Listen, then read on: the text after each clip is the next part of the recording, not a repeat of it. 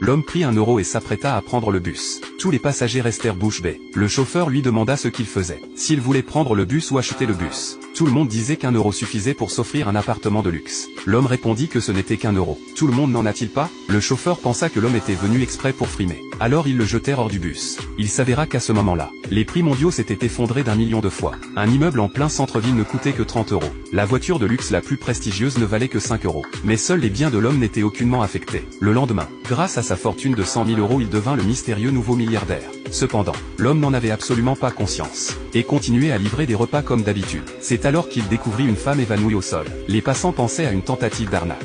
Ils n'osaient pas intervenir, mais ils ignoraient que cette femme était la petite-fille de l'ancien homme le plus riche. Voyant cela, l'homme lui fit immédiatement du bouche à bouche. Quand la femme reprit connaissance, elle sortit précipitamment 1 euro pour le remercier. Vous savez qu'avec 7 euros on peut maintenant acheter un appartement en centre-ville. Mais l'homme eut l'impression que la femme l'humiliait. Il lui dit de le garder pour s'acheter des bonbons. L'homme se rendit ensuite à la banque pour retirer de l'argent. C'est alors qu'il fit tomber un billet de 100 euros. Le directeur de la banque resta stupéfait. Il considéra immédiatement l'homme comme un client VIP.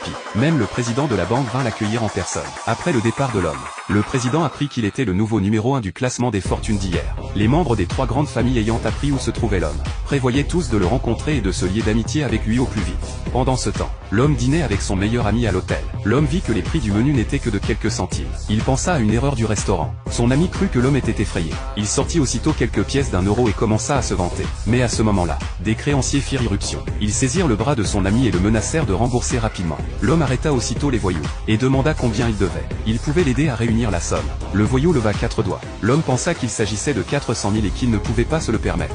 Le voyou vit les 50 euros dans son portefeuille et les prit, puis changea complètement d'attitude. Il déchira même la reconnaissance de dette et tendit sa carte de visite à l'homme, signifiant qu'il serait à sa disposition en cas de problème. Quand l'homme vint régler l'addition à la réception, il sortit juste 400 euros en billets. La réception appela immédiatement la sécurité pour boucler les lieux, et conduisit l'homme au bureau du propriétaire de l'hôtel. Le patron vit qu'il sortait autant d'argent pour régler. Il pensa qu'il voulait racheter son hôtel. Alors il sortit le contrat de cession de l'hôtel et le tendit à l'homme. L'homme demanda s'il fallait maintenant signer un contrat pour régler l'addition. Le patron dit qu'après tout c'était légal de signer. Après que l'homme eut fini de signer, le propriétaire lui dit que cet hôtel était désormais à lui. Puis le propriétaire de l'hôtel informa l'homme qu'en tant qu'hôtel le plus luxueux de Jiangsheng, un banquet royal s'y tiendrait ce soir. Ceux qui venaient étaient tous des grands patrons de tous les secteurs.